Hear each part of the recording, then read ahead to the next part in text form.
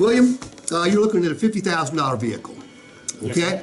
I can tell you, most customers would like to put down somewhere between 20 and 25%. In your particular case, that's $10,000 to $15,000. Did you plan on putting down 10 to 15 grand on this, or did you have another number in mind? Yeah, no, I can't do 10 to 15. Okay, not a problem. And by the way, William, we're going to do it your way. Can I share with you why it would make sense to put down 10 to 15 grand? Again, we're going to do it your way. Sure. Okay?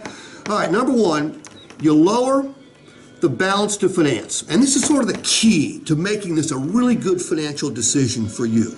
Because when you lower the balance to finance, some really cool things happen. All good for you.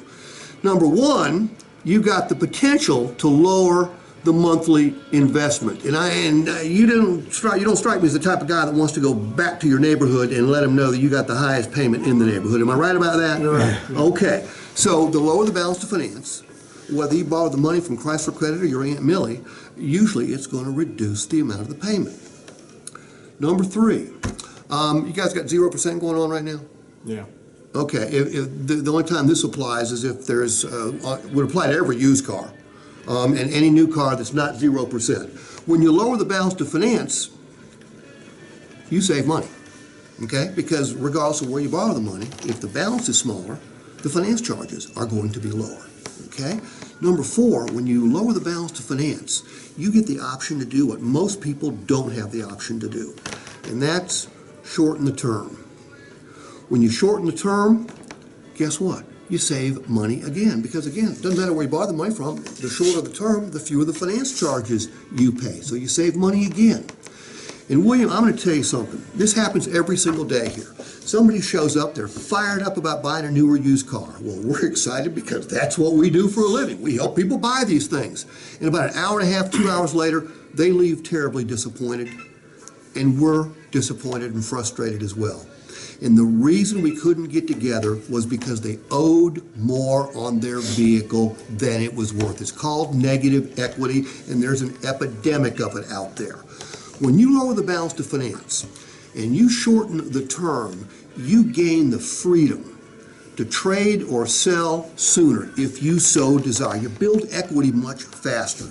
And lastly, William, you get to the dream payment sooner. You know what the dream payment is, don't you? $200 a month. That's zero. It's no payment at all. So look, William, I mean, 10 to 15 makes great sense, but you tell me what you want to do. Lower the balance to finance, lower your monthly payment, save money not once, but two different ways, shorten the term, freedom to trade or sell faster and get to the dream payment sooner by paying it off sooner. How close to the 10 grand can you come? I could do $500 next Friday. How many times have I heard that? By the way, doesn't faze me a bit. Okay? Doesn't faze me a bit. All right, if you can do $500 next Thursday, I'm going to give you another clue. Most people don't want to finance their taxes. All right? And the taxes on this vehicle, what's the tax rate here? 500. Oh, it's just a flat, that's right, flat 500. Could you come up with another 500 the following Thursday? Possibly. Okay, good, because that, again, will reduce your balance to finance. Okay, like I told you, William, we're going to do it your way. Okay, that's working somebody for cash. And if I only get 500, am I a loser? No, because it's whose money? Theirs. It's their money. It's the one negotiation I can't lose. And how many times did I tell William that I would do it his way regardless? Every time. At least 3. You know why I do that? Well, look, if I give you my name and my social, you can pretty quickly determine my propensity to pay, can't you? Yeah. How do you determine how much cash I've got? By working. Talking to you. I mean, I wouldn't know by looking at you how much you got. I'm saying. There's no way. There's no You may look test. like gold and have nothing. Exactly. You may look like shit and have all the money in the world. Exactly. Okay? So the only way you can determine how much money that customer's got is if you give them good reasons to put it down. Ask me how much I want to put down. Okay, sir, I'm helping you save some money here, so. No, just say how much you want to put down. How much you want to put down? Nothing. You ain't got no money?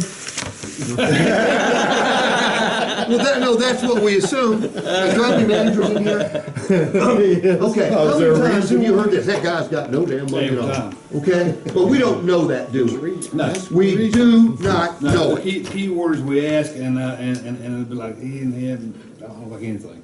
Right. If your guys work the customer every single time, like I just did it, would we increase our amount of cash down? Yes. And how hard is this? Not hard. By the way, everything I did is word for word in the workbook I'm gonna give you, okay? And all the videos I do in here, I send to you as well. And so if you like them, watch them, learn them. I'm under no illusions about how big of an effect I can have on your life in the 2.5 hours we spend here together.